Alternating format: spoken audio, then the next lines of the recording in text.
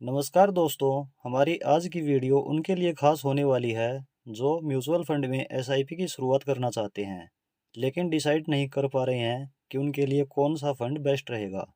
Mutual fund में investment की शुरुआत के लिए फंड ऐसा हो जिसमें रिस्क कुछ कम रहे और रिटर्न भी बेहतर मिल जाए। न्यू इन्वेस्टर 500 रुपये पर मंथ या 1000 रुपये पर मंथ से एसआईपी शुरू कर सकते हैं। इसके लिए फंड हम मिड कैप कैटेगरी का सिलेक्ट करेंगे। Motilal Oswal mid cap fund direct growth. इस फंड का फंड साइज है 10,378 करोड़ रुपए। एनएवी इस फंड की 102 रुपये 35 पैसे है। एक्सपेंस रेशियो इस फंड का 0.60% है। एग्जिट लोड 1% लगेगा यदि 1 वर्ष से पहले रिडीम करें। एसआईपी मिनिमम इस फंड में 500 रुपये पर मंथ शुरू कर सकते हैं। लमसम मिनिमम इस फंड में 500 रुपये कर सकते हैं। यह फंड 10 वर्ष 4 महीना पुराना है। Asset allocation.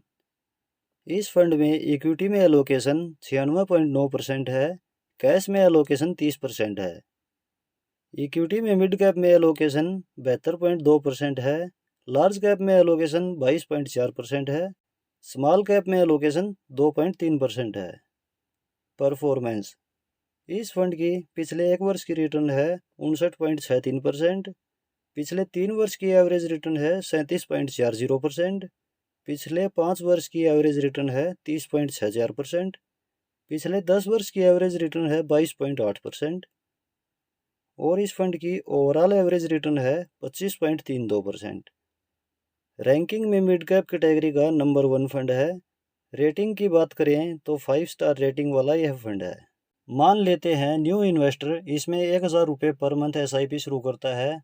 तो अब हम कैलकुलेशन करते हैं कि 15 वर्ष, 20 वर्ष, 25 वर्ष और 30 वर्ष में कितना अमाउंट इस फंड से हमें मिल सकता है। यदि रिटर्न हमें लॉन्ग टर्म में 20% भी मिल जाती है तो एसआईपी 1000 रुपये पर मंथ, रिटर्न 20%, टाइम 15 साल। 15 साल में इन्वेस्टेड अमाउंट हो जाता है 1,80,000 रुपये और टोटल वैल्यू हो जाती है 11,34,296 रुपये। टाइम पीरियड को 20 साल किया जाए तो इन्वेस्टेड अमाउंट हो जाता है 2,40,000 रुपये और टोटल वैल्यू हो सकती है 31,61,479 रुपये। और यदि टाइम पीरियड को 25 वर्ष किया जाए तो इन्वेस्टेड अमाउंट हो जाता है 3 लाख रुपये और टोटल वैल्यू हो सकती है 86,26,708 रुपये। और यदि टाइम पीरियड को 30 साल करते हैं तो इन्वेस्टेड अमाउंट हो जाता है 3,60,000 रुपये और टोटल वैल्यू हो सकती है 2,33,60,802 रुपये। तो फ्रेंड्स, हम अपने फाइनेंशियल गोल और टाइम होराइजन के अनुसार एसआईपी शुरू कर सकते हैं और इस छोटी छोटी इन्वेस्टमेंट से एक बड़ा अमाउंट तैयार किया जा सकता है। हमने रिटर्न 20% एग्जाम्पल के तौर पर और पास्ट परफॉर्मेंस के हिसाब से ली है।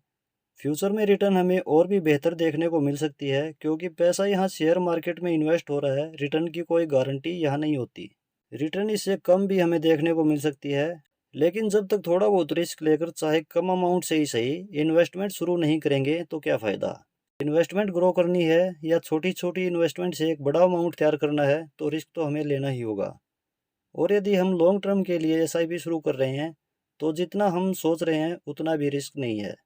म्यूचुअल फंड में इन्वेस्टमेंट ग्रो होना इस बात पर निर्भर करता है कि आप कितना जल्दी इन्वेस्टमेंट शुरू कर रहे हैं और कितने ज़्यादा टाइम तक इन्वेस्ट कर रहे हैं।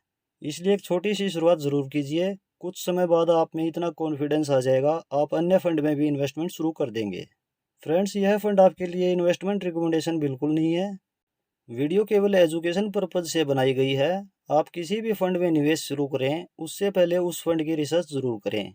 इन्फॉर्मेशन आपको कैसी लगी कमेंट में ज़रूर बताएं। वीडियो पसंद आ रही है तो लाइक ज़रूर करें। इन्वेस्टमेंट से रिलेटेड कोई डाउट हो तो भी आप कमेंट में बता सकते हैं। अगर पॉसिबल हुआ तो आपके टॉपिक पर भी वीडियो बना दी जाएगी। वीडियो अपने फ्रेंड्स और रिलेटिव्स के साथ शेयर ज़रूर करें। इन्वेस्टमेंट और फाइनेंशियल प्लानिंग से रिलेटेड वीडियो चैनल पर रेगुलर आती रहती हैं, इसलिए चैनल सब्सक्राइब ज़रूर कर लें। मिलते हैं नेक्स्ट वीडियो में किसी और टॉपिक के साथ। धन्यवाद।